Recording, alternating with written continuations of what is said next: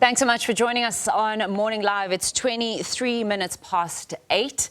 Now, the Basketball Africa League has just announced that its sixth season, and part of the programming this year, well, it's going to get into its sixth season, and part of that program this year is the third edition of the BAL Future Pros. That's where there are young professionals that the league is bringing to the BAL operations, including 5 South Africans. There's 11 this year in the third cohort, and then we have 5 South Africans. So to talk all things basketball, we've roped in 2011 NBA champion with the Dallas Mavericks, Ian. He just corrected me now on the correct traditional pronunciation of his name. We all know him as Ian Mahinmi, but it's actually Ian Mahinmi. So it's so good to have you. C'est vraiment un plaisir de vous avoir sur Morning Live. Thank you for joining us.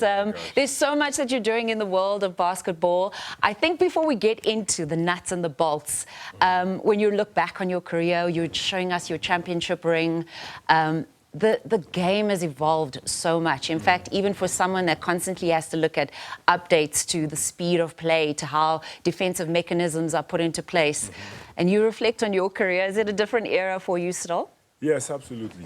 You know, I think when I came in the NBA, I was drafted 2005, and I think that it was the era of big men. You know, we had the Shaquille O'Neal. Yeah. You know, we had like the Yao Mings. You have, so you have really dominant big men. So the game has evolved from a big man game to more of a point guard game. So you have the Steph Curry of this world, yeah. You know, you now have the Ja Morant, you know, you have all these point guards that are elite, and the game is very much geared towards the three-point line.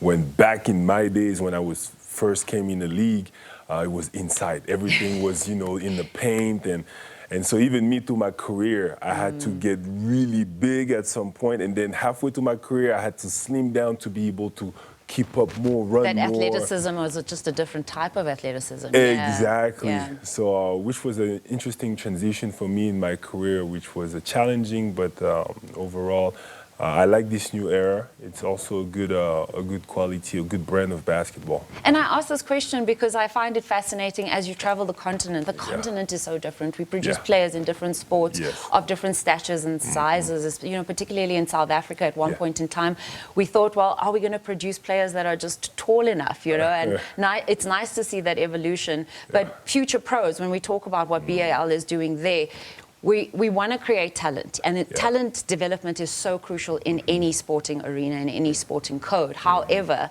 it's the basketball economy that we also need to develop. Absolutely. We don't lack for talent, we lack for infrastructure, and that's what Future Pros is all about, right? Absolutely, and this was part of the reason also why we started the BAL, you know, to actually give a platform not only for the players, but also for all the professionals around the players.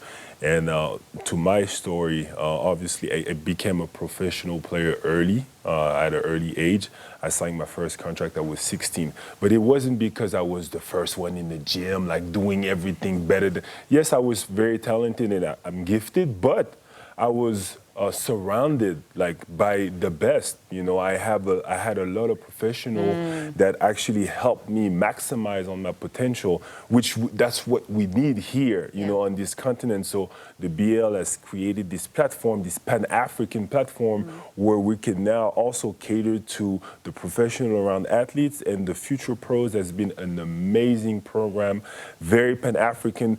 This year we have 4 South Africans, but we also have Kenyans, we have Egyptian, we have Senegalese. So it's like a well-rounded program that some of the Future Pros are staying with us, but some of them go home and they actually help develop their countries too. So it is a crucial pillar for us, and I'm so happy to be here in South Africa to do this onboarding this week. It creates ripples of change, as I mentioned, within the infrastructural elements of basketball. We're going into our 6th season with the BAL. You've watched basketball everywhere in the world. What is different about South Africa? What are you excited about when it comes to basketball in South Africa? So, you know, for me, you have to go back like 2018. I think 2018, my first trip to SA, and we used to have the NBA Africa game. Yeah. And for me, this was my first introduction to South Africa, and I can never forget it. I came with my dad at that time, and we had such a good time. You know, it's like when you come to South Africa, it's the music first, you know, like it hits you. There's nowhere else where Amapiano hits you more than here. This is like unreal.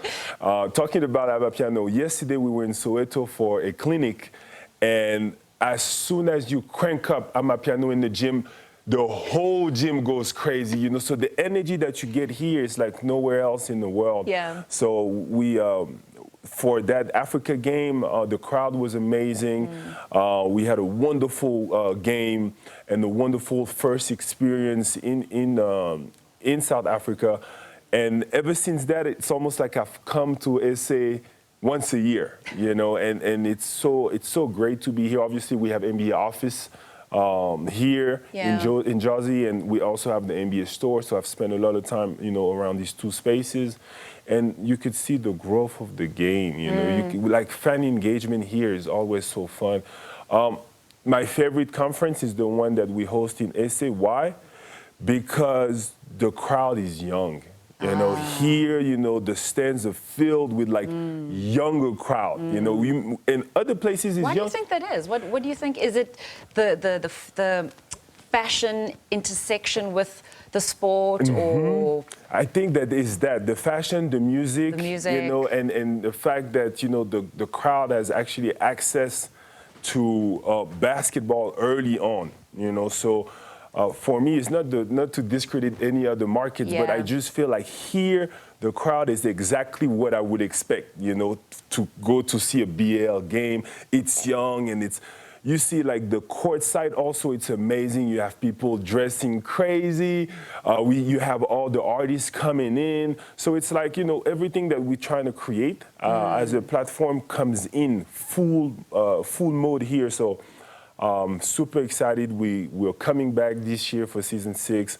We are the first conference here, so it's like, okay, I'm sure we're going to get off to a good start. Yeah, it kicks off in Pretoria. I've got to let you go. Unfortunately, we've run out of time. But before I do, you played football as well. And I think maybe just send a message out there to youngsters in South Africa that are talented in multidisciplinary sports and why it's important, perhaps not to specialize too soon and to consider other sporting codes to improve their basketball careers. Absolutely. I felt like my soccer time helped me tremendously in my basketball career, you know, as far as my footwork and things like that. But overall, for me, it's about team sports, you know. Team sports teaches you values that you could carry away, like even if you're not even a professional, you could take that and go and apply it in your everyday work. And being a good teammate is really important. Being on time, being a good, like learning how to win as a team, learning how to lose as a team, you know, abnegation, all these things is really important. Well, we're so honored that you came into studio and you brought that gorgeous ring with you, guys. We've been chatting to Ian Mahinmi, and you know him as Mahinmi, and he's just been chatting to us about the new season of the BAL, which kicks off in Pretoria, and also this very exciting professional development which is taking place alongside them, which is called the BAL Future Pros. Check it out online, get some information, see how you can apply for the cohorts as well.